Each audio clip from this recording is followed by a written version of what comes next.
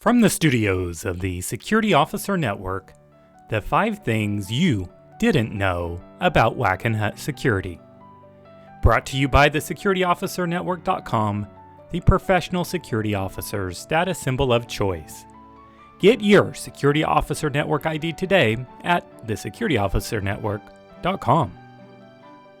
You probably won't need to scan the private security interwebs for long before finding someone who's giving an account of their time working for Wackenhut Security.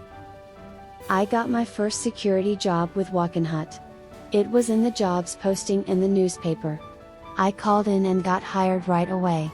They seemed shocked that I had taken the time to get my own security training and already had my state license. They gave me one of those white uniforms with the gray paints and one of their pointless silver whistles, which I never had occasion to use in any official capacity even though I wore it on the uniform shirt, and one of those weird square silver Wackenhut badges. The uniform was so unique that I didn't feel like a real security guard. Years later, I came back to Wackenhut as a custom protection officer and got one of the brown uniforms with a purple stripe. Upon seeing me in this uniform, my sister completely cracked up laughing at me and musing that my employers must be on drugs. But, at least the badge wasn't square anymore. Now, years later, in retrospect, I had no idea how big that company really was, or what I was a small part of.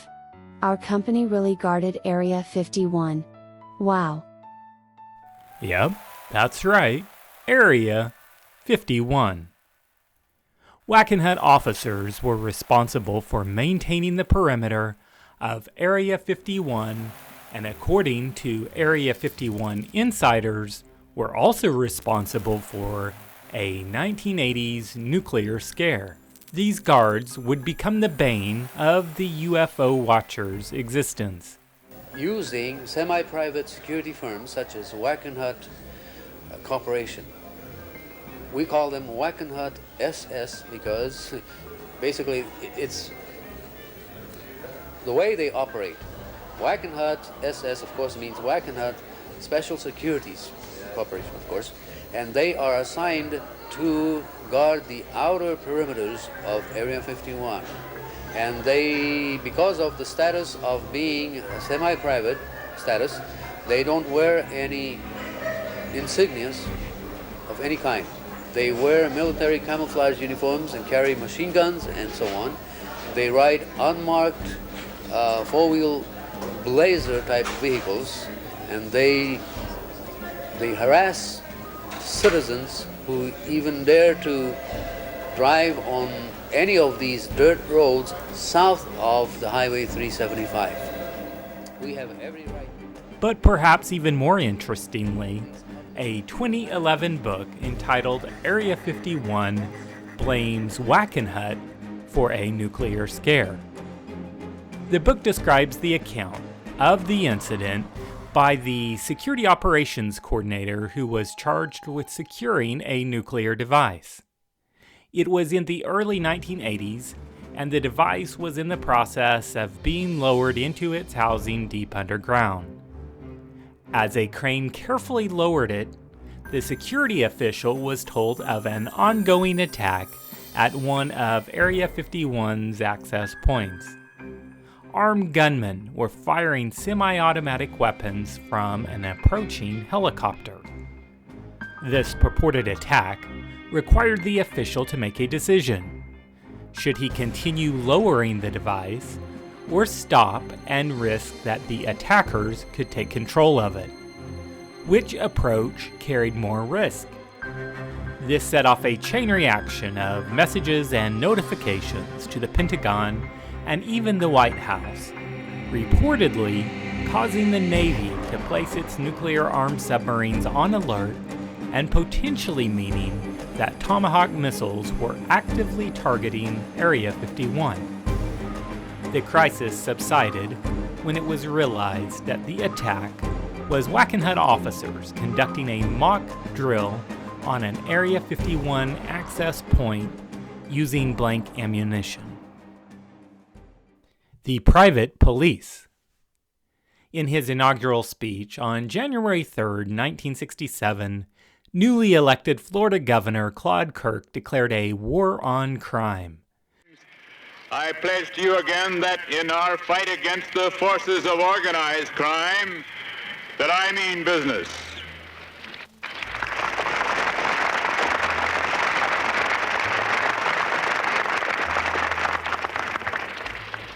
The momentous battle is now joined.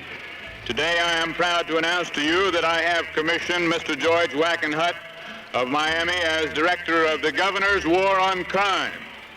Mr. Wackenhut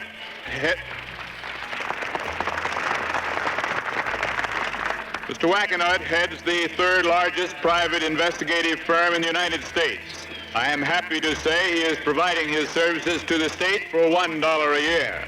It will be his responsibility to marshal the forces for this great fight. The investigators, the computers, the prosecutors, the attorneys, the accountants, the people. Although Director Wackenhut is donating his services, I have authorized him to secure from his firm whatever manpower is needed in this campaign. Now, 1960s Florida was rife with public corruption, and the new governor wanted to make an immediate impact. The governor was known to be a friend of George Wackenhut, and shortly after his inauguration was even cited relaxing on George Wackenhut's yacht, Security Risk. Kirk appointed Wackenhut and his Wackenhut Agency to oversee the war on crime, an effort that was to be funded by private donations. Tensions quickly arose when Wackenhut officers asked for access to police records, but police pushed back because they were afraid Wackenhut would copy the files and put them into the Wackenhut archives, where Wackenhut was known to have its own system of intelligence and data collection. Kirk defended the plan by stating, "Wackenhuts will always work for the governor's office, and the governor will always work for the people." The effort brought Wackenhut, now the third largest American security firm behind Pinkerton and Burns, nationwide recognition. Over the course of a year's time, the controversial, privatized war on crime reportedly cost $500,000. It did seem to result in the ouster of 20 public officials and is believed to have been the impetus behind the arrest of as many as perhaps 100 persons.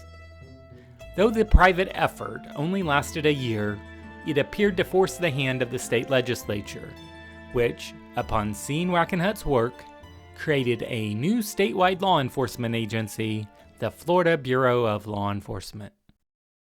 George Wackenhut's TV show. In January of 1990, now a big business success, George Wackenhut commissioned writer John Minahan to write The Quiet American, a biography of George Wackenhut. Over the next few years, Minahan methodically assembled the story of Wackenhut's life. He contacted numerous individuals and tape-recorded interviews with Wackenhut's associates dating back to Wackenhut's childhood. As he attempted to find a publisher, Minahan faced rejection, namely that Wackenhut wasn't a well-known personality to the general American public, and it took until July of 1993 before the International Publishing Group agreed to publish the book. The fact that Wackenhut's book contained the title The Quiet American has fueled theories of the Wackenhut Corporation's alleged work with the CIA. That's because a popular 1955 novel entitled The Quiet American prominently featured a CIA agent. After the book's publication, producer Don Clune purchased the television rights to Wackenhut's story. A script was drawn up entitled The Governor's War on Crime, and it focused on Wackenhut's work for Governor Kirk. The story would have depicted Wackenhut as fighting the drug trafficking gangs that supplied all 5 New York mafia families and corrupt law enforcement officials, but none of the major studios purchased the script.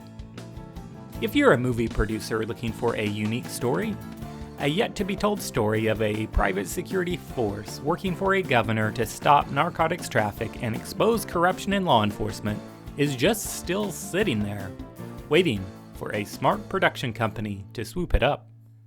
Wackenhut's book can still be found on Amazon. World War I flying hero Eddie Rickenbacker. George Wackenhut wasn't the only notable official to lead Wackenhut Corporation. As a public company, Wackenhut was governed by a board of directors. Over the years, that board contained various notable and famous persons. Perhaps the most famous of these was World War I pilot Eddie Rickenbacker. In 1918, he had defeated 26 enemy planes, a record for that war. In civilian life, he had owned the Indianapolis Motor Speedway and operated Eastern Airlines, amongst many other notable accomplishments. Wackenhut and Rickenbacker shared a common background. Wackenhut himself had his own fascinating military experience. Stationed in Hawaii with the Army Corps of Engineers, Wackenhut was present at the Japanese attack on Pearl Harbor, December 7th of 1941. Wackenhut recalled that he was so close to a Japanese warplane that he could see the face of the pilot. Other notable Wackenhut board members included former FBI Director Clarence Kelly, former Director of the Secret Service James Rowley, and former Defense Secretary Frank Carlucci. Connection to Blackwater. Wackenhut organized its services into separate divisions. One of these divisions handled the private security contracts for the private sector, and yet another maintained the government contracts for government facilities such as nuclear. In 2002, Group 4 Falck purchased Wackenhut. G4 continued to separate the government and private contracts into different organizational structures. In 2014, G4 divested of the government sector division. It was sold to a private equity firm. 3 years later, resold the division to a new company, Constella. At that time, the division still contained approximately 9,000 employees. Those who closely monitor the private security military services space will perhaps recognize the name Constellas. It's the company that owns what used to be Blackwater USA. That's right, Wackenhut's government security division and Blackwater USA's private military services now share the same corporate space. G4 would later sell Wackenhut's private sector division to Allied Universal. Because you are watching this video, there's a pretty good chance that you worked for Wackenhut. And now you know just a little more about the commonality that all of us who worked for this company now share. So was the title of this video accurate? Did you know any of these facts about Wackenhut? And did you work for Wackenhut? Add your personal story to the Wackenhut saga by posting in the comments below. And if you are a security professional, then don't hesitate to get your membership in the Security Officer Network, the professional security officer's status symbol of choice, securityofficernetwork.com.